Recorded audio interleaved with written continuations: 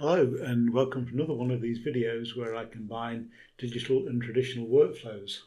So this is the image we're going to be dealing with today. This is water-soluble oil on canvas and it's an image from my second novel due to be published this year, Dark Shepherd Reality Rift. Now that's 2025 in case you're looking at this in 2026. I'll put a link in the comments below in case you're interested. So, where did this composition come from?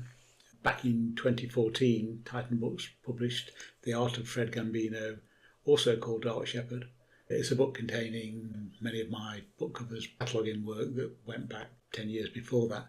But I also was working on the Dark Shepherd story at the time. A small section of it was written as a film script. So I put that in the book, along with a number of images that I created purely for that book. I thought this image, which is the eponymous Dark Shepherd of the story, the Shepherd Moon, would make a nice image to paint in oils, but I wanted to come up with a more interesting composition. Originally created digitally with Photoshop and Modo being the 3D application that I used. Took it into Photoshop and thought I would just play around with it using the transform tool. So I spun it round, flipped it and made it bigger, and finally arrived at the composition that I used. If you watch any of my other videos, you'll know that I use the Find Edges tool quite a lot in Photoshop as a quick way to generate a line drawing. It can be a bit hit and miss, but in this case it worked pretty well with one click, and then I go ahead and desaturate it and I've got something that I can use to base a line drawing on to transfer to a canvas. This is the completed line drawing with all the other elements. Added the bits of the exploding moon and the spacecraft. I opted for a kind of cinematic format, so it's quite widescreen in aspect. So the next step was to print the line drawing out, and this is it printed out onto several sheets of inkjet paper. My printer can't handle something this size. So I broke the image up into several sections and then stuck the pieces of inkjet paper together. I'll loosely tape the canvas to a piece of board to underpaint it. Given this painting is going to be mainly reds and yellows, I thought it'd be nice to paint it on a complementary green colour. I did this with acrylics because I didn't want to wait days for the oil-based paint to dry. So I put a wash on, but it did make the canvas wrinkle and crease. I'd forgotten that that might happen, so I found myself trying to do it really quickly whilst holding the canvas down with one hand. This is new canvas that I've not really worked on before, but I have had this issue. I should have known about it. Next time I do this, I'll make sure that I take the canvas down all around the edges, and then I won't have that problem.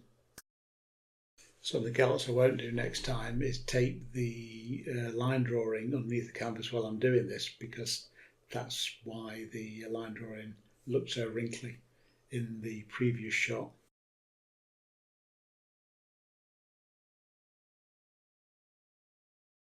I took the canvas and once the acrylic underpainting had dried and put it on a light box, which allowed me to trace the drawing. I did this once before, and I did the drawing first and then applied the acrylic underpainting, and I ended up obliterating the drawing and making it very difficult to see.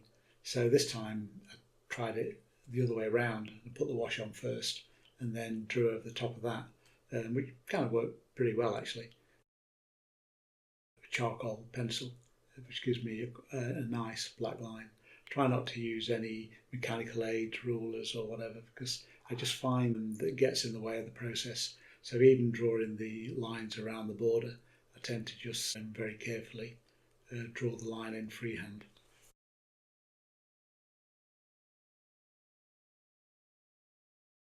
So just a few final touches. I think I've got enough information there, so I don't really need to add any more.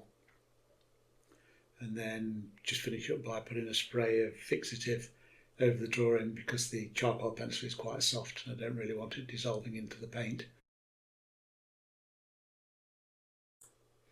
So this is the canvas stuck down. I've carefully taped it all the way around the edge this time to make sure that it doesn't stretch or wrinkle in the way that it did when I was applying the undercoat. And so we're ready to go and start applying the oil paint. So here we go, start to paint. I always start by putting the darkest tones in. My blacks are always a mixture of burnt sienna and ultramarine. If I want the black to be cooler, I can add more blue. If I want it to be warmer, I can add more burnt sienna. There's a lot of black in this painting, probably about half of it will be the darkest tone.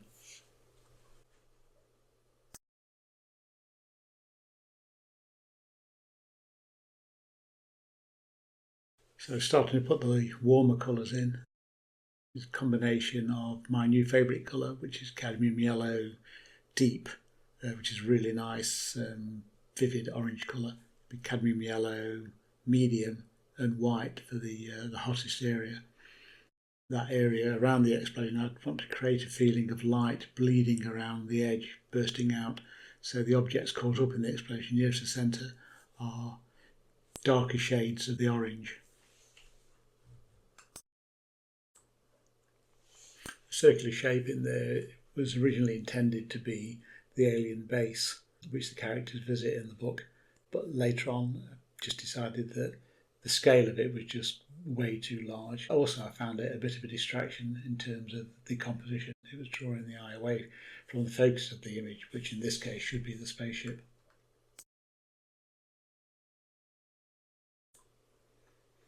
I'm just starting to paint the warmer tones behind the spacecraft, again to give it that feeling of light, but also by the time the background is painted in shades of red, it will help that edge of the shepherd moon to recede and bring the spacecraft forward.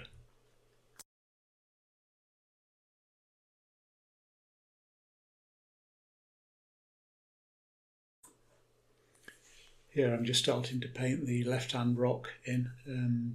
It looks fairly dark, but actually I'm painting some red into that as well.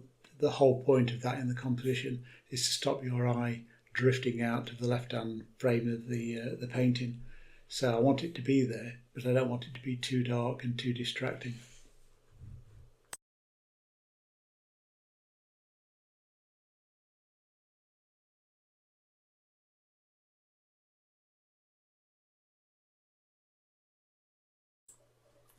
Turn the painting upside down because I'm about to start painting the space background on the left-hand side behind the shepherd moon.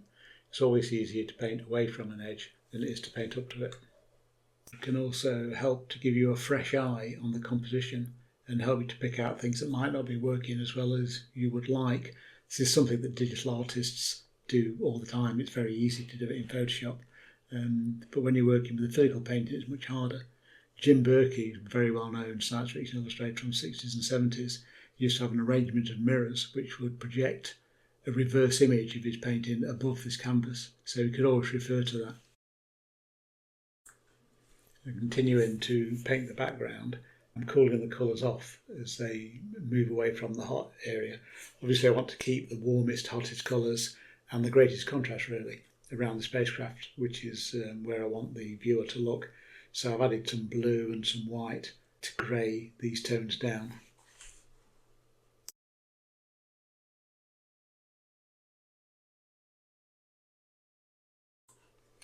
I've got the painting the right way up again, and I'm just adding some final touches dealing with the cracks in the surface of the moon where hot interior is bursting through, and that line on the right hand side which meanders up behind the spacecraft helps to slow the motion down a bit.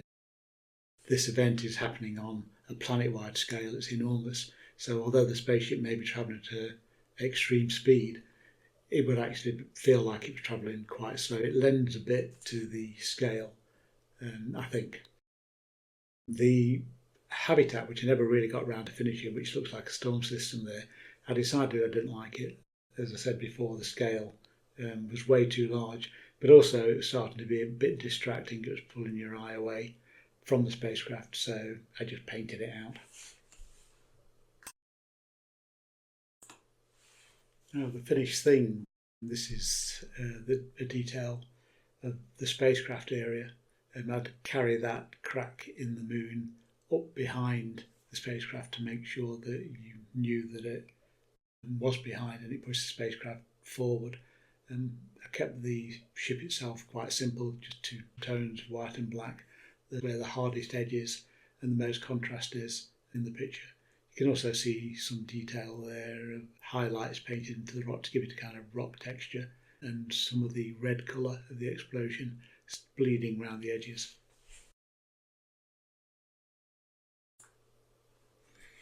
This is the left-hand side of the picture, matter, explosion, plasma, whatever, bursting out of the moon, pushing rocks ahead of it. I did actually paint this in one go. I resisted the temptation to fiddle and add detail, which is something that I've always done in the past, and it tends to destroy the motion in the end, and you lose a lot of spontaneity. So this is pretty much the way it went in one go. In fact, this was very quick painting. It only took me a day to do the whole thing, start to finish.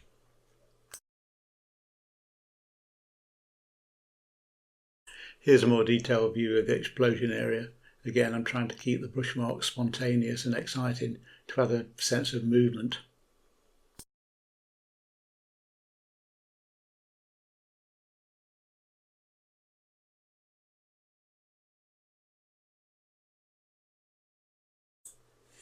So this is a painting in its entirety, and I spent quite a bit of time arranging the rocks in the composition so they would line up and take the eye straight to the spaceship.